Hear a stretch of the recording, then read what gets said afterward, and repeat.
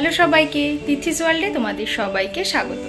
আজকে যাচ্ছি আমরা বিয়ে বাড়িতে। আর বুঝতেই পারছো বিয়ে বাড়ি মানে কার বিয়ে। আজকে হলো মেঘার বিয়ে। তো আমরা সকালবেলা ওই জন্য তাড়াতাড়ি রেডি হয়ে গেছি, কিন্তু যতই তাড়াতাড়ি করি না কেন বেরোতে বেরোতে মানে এখান থেকে বেরোতে বেরোতেই 10টা সাড়ে 10টা বেজে যায়, তারপরে পৌঁছতে পৌঁছতে ওই 12টা। যাই হোক, সকাল থেকেই পুরো ভিডিওটা শুরু করছি। ভীষণ আনন্দ লাগছে, বাড়ির সবাইকে দেখতে পারবো অনেক দিন পর, মানে মামা বাড়ির দিকে সবাইকে দেখতে পারবো। তবে মাই শুধু আজকে থাকবে না, তো মাকে ভীষণ মিস করবো। যাই হোক, চলো বেরোনো যাক। আর ভিডিওটাও এখান থেকে শুরু করছি। পুরো ভিডিওটা তোমরা দেখতে থাকো, আশা করছি ভালো লাগবে। আর এই যে মাম্মাকে রেডি করে দিয়েছি, মাম্মা এখন বসে রয়েছে, আর আমাদের নিচে গাড়িও চলে এসছে। তো চলো এখন বেরোনো যাক।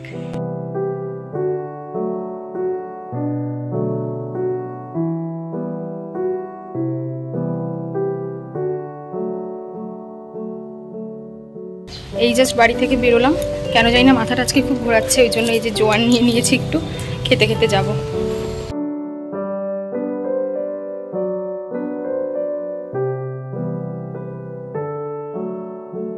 এই যে বেরিয়ে পড়লাম, এরপর থেকেই আমাদের সাথে একটার পর একটা বিপদ হতে শুরু করলো।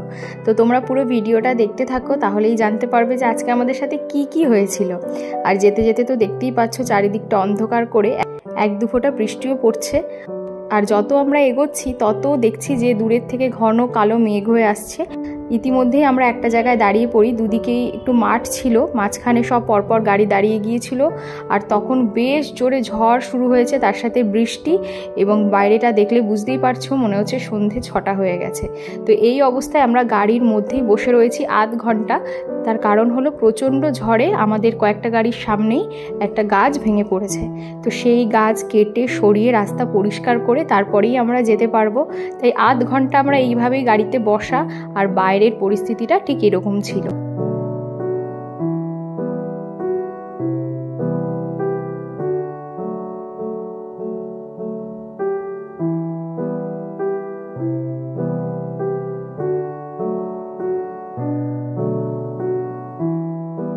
যাই হোক, সমস্ত ঝড়ঝাপটা পেরিয়ে যখন আমরা বিয়ে বাড়িতে পৌঁছাই, মোটামুটি মেঘটা কেটে গিয়েছিল, তবে মেঘলা মেঘলাই ছিল, আর বৃষ্টিটা কমে গেছিল।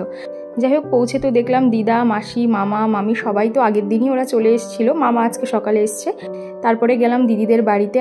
আর এসেই প্রথমে চোখে পড়লো এই যে পেছনে ও কার্পেটের মধ্যে এরকম একটা সুন্দর কলকা ডিজাইন করেছে আইবুড়ো ভাত লিখে। এটা মেঘা নিজে হাতেই করেছে, যেটা দারুণ লাগছিল দেখতে।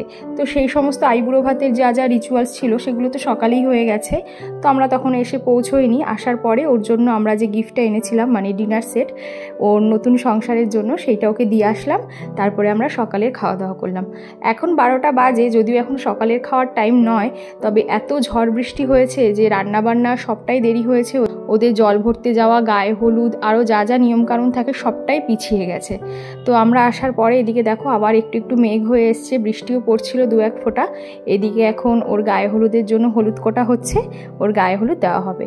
আর জানো তো, এসে দেখলাম যে এখানে যে এত বৃষ্টি হয়েছে সেই জন্য ওদের উঠোনেও প্রচুর জল ঢুকে গেছিলো, পুরো বাড়িটা কাদা কাদা হয়ে গেছে। সঙ্গে সঙ্গে ওরা মাটি ফেলে সমান করে কার্পেট দিয়ে আর কি কোনো রকম ম্যানেজ করে, তারপরে উঠোনে ওর গায়ে হলুদের সমস্ত আয়োজন করা হয়।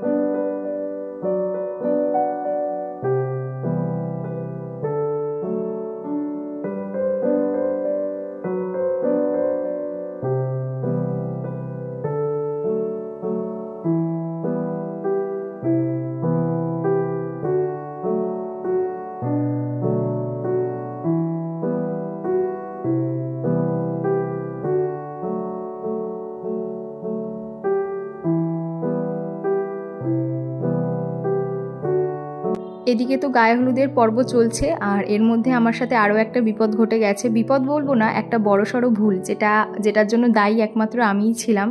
সেটা হলো আমার হাজব্যান্ড আর মাম্মার জন্য রাতে পরবো বলে যে জামা কাপড়ের ব্যাগটা আগের দিন রাতেই আমি গুছিয়ে রেখেছিলাম, তার মধ্যে আমার এক্সট্রা একটা চুড়িদার, মাম্মার রাতে ঠান্ডা পড়লে পরে একটা সোয়েটার, এগুলো নিয়েছিলাম।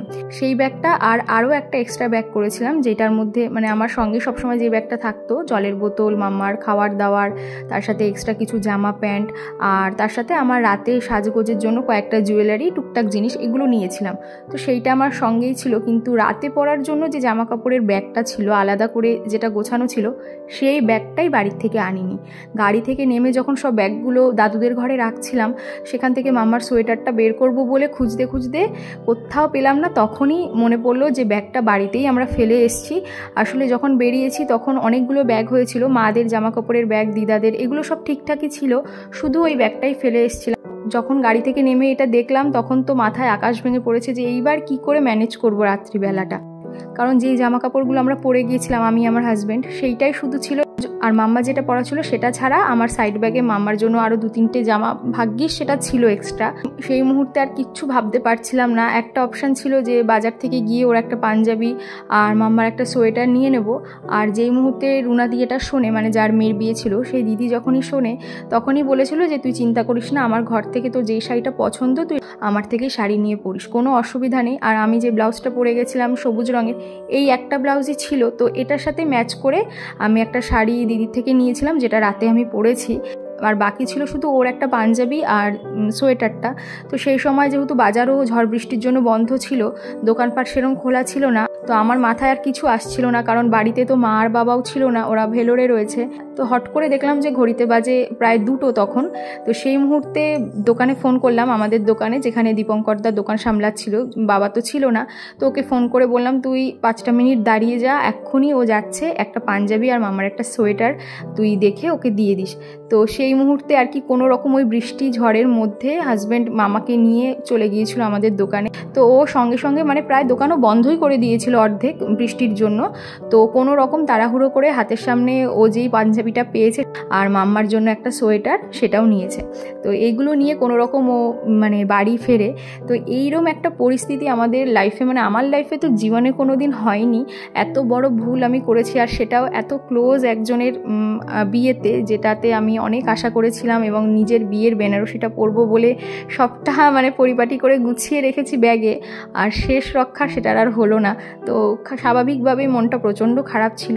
তো খারাপ লাগলেও কোনো অসুবিধা সেইভাবে হয়নি, কারণ শাড়ি জামা কাপড়ের ব্যবস্থা কোনো রকম ভগবান আর কি করেই দিয়েছে। তো যাই হোক, সেইভাবেই বিয়েটা কাটালাম। তবে এই জন্য ওর বিয়েটা আমার সারা জীবন মনে থাকবে, কারণ সকাল থেকে আমাদের সাথে একটার পর একটা যা চলছে, এখনও কিন্তু শেষ হয়নি। শেষে আরও একটা ঘটনা ঘটেছে, তো সেটা তোমাদের পরে বলছি। এখানে যে বসেছিলাম এই রুমটার মধ্যে আমার মামা বাড়ির দিকে সবাই রয়েছে, মানে মাসি, দিদা, মামা, মামি, এরা সবাই রয়েছে। আমার মামা বাড়ি মানে দিদিরও মামা বাড়ির দিকই হচ্ছে। তো ওরা সবাই এই রুমটাতেই বিয়ের কদিন ধরে রয়েছে। ওরা তো এসছে কালকে, মানে আগামীকাল হয়তো ওরা চলে যাবে। তো এই রুমটাতেই ওরা ছিল, যেহেতু খাওয়া দাওয়া করে দেখলাম মাম্মা যখন ঘুমোচ্ছে, তো ওদের সাথে গিয়ে একটু গল্প করি। এতদিন পরে সবার সাথে দেখা হলো, তো সারাটা দুপুর ওদের সাথে বসে একটু গল্প করলাম। আর এই যে শাড়িগুলো দেখছিলাম, রুনাদি প্রত্যেককে মেয়ের বিয়ে উপলক্ষে একটা করে শাড়ি দিয়েছে। তো আমার শাড়িটা তোমাদেরকে এখানে দেখাতে পারলাম না, অন্য কোনো ভিডিওতে শেয়ার করব।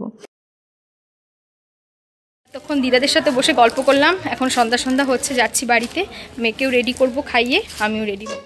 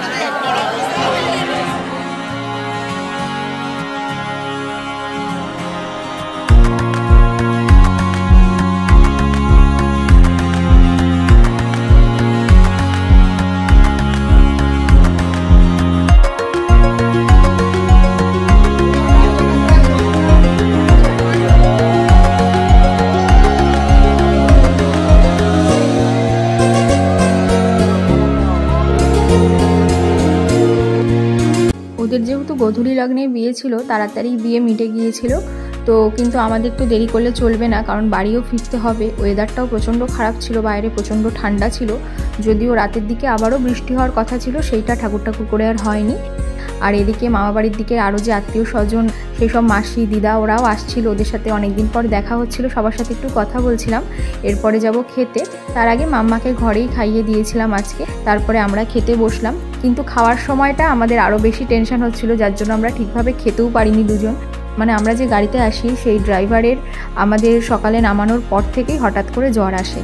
এতটাই জ্বর এসেছে যে রীতিমতন ওনার কাঁপুনি উঠে গেছিলো। তো হাজব্যান্ড ওনাকে অনেকবার বলেছে ঘরে আসতে, এসে একটু রেস্ট নিতে, তো উনি কিছুতেই মানে শোবে না, উনি গাড়িতেই থাকবে।